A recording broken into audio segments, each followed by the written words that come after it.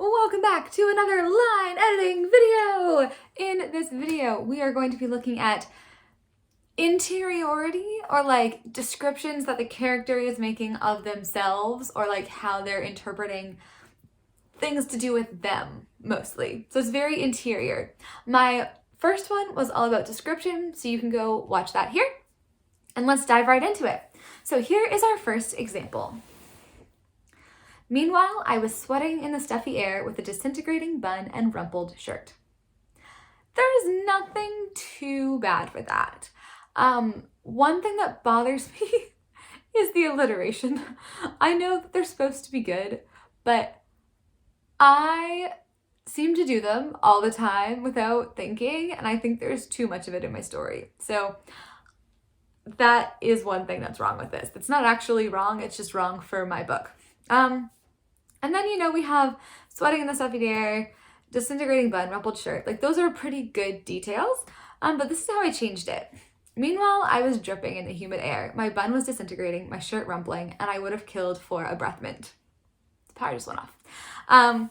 This I like a little bit better. I'm not 100% sure about the verb dripping, actually. I would maybe think about that. Maybe keep it with sweating.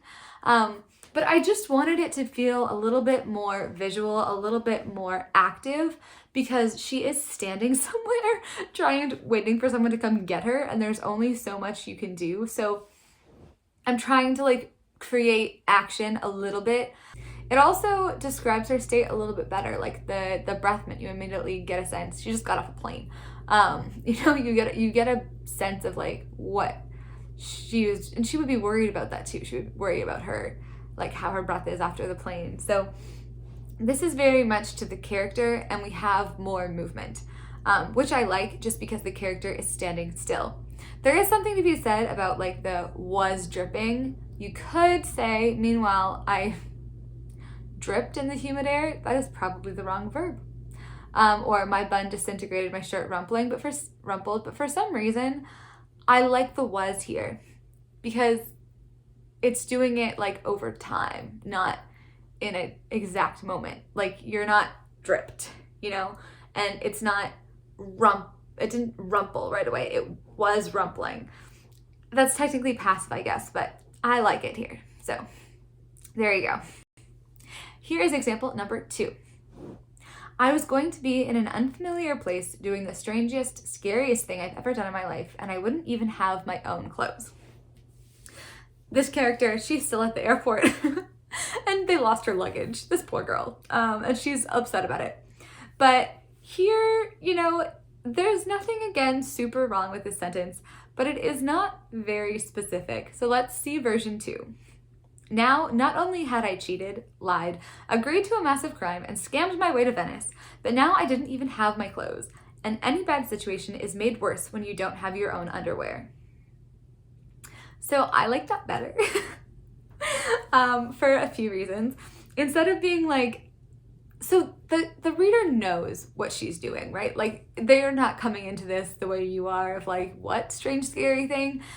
But I did like the idea of giving the reminder to the reader of everything we've experienced so far. It's this character has broken everything she believed in, and now they lost her luggage. Are you kidding me, right?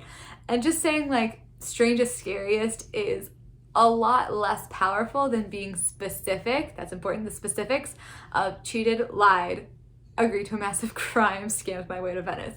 I also think that is what the character would be thinking at the moment, because she's I did all of these things. I can't believe I did all of these things. And she's kind of freaking out about them.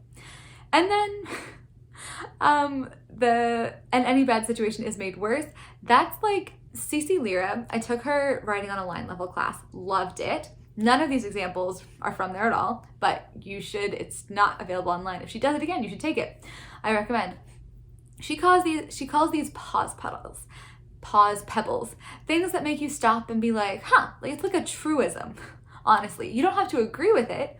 The reader doesn't have to agree with it, but it gives you a good kind of idea of the character, and it's this universal truth that they believe is a universal truth anyways. And I 100% agree with my sentence. I like that. And then Saying underwear is way punchier than clothes because it's a specific thing, specific part. So then let's go to example 3, which is hearing the words aloud, my heart ached. Nothing wrong with that. Sure, we can go with that. But anybody could say that, right? Like, my heart aches, anybody's heart could ache. This is not very, I'm going to use the word specific again, but it isn't specific to my character. Anyone could say it. So what I changed it to was, the words were like a wrong note played in a symphony, cringeworthy to listen to, impossible to unhear. So the words were like a wrong note played in a symphony. My character is a violinist, like she's a teenager, but like wanting to be a professional violinist, like this is her thing, right? She's crazy about it. So it makes a lot of sense. It's also a lot more specific. Your heart could ache at any words. These words are like wrong, they're changing something. I really like the cringeworthy to listen to, impossible to unhear. Cringeworthy is, I think, a pretty good, it's good for the voice. And then we have the impossible to unhear part, which I think is both true, because a wrong note, I did choir, a wrong note in choir is like, oh my God, and it messes up the whole performance. But it also gives more weight, I think, to the words, like, I think you have a better sense of what's wrong with them. Obviously, this is taken out of context, but you still get a better sense than like, oh, my heart ached. Here it's like, these words are going to change something because they're impossible to unhear. I wish I could unhear them. They're awful to listen to. This is hurting me. Like, we get more from it. We get more visual. We get more. I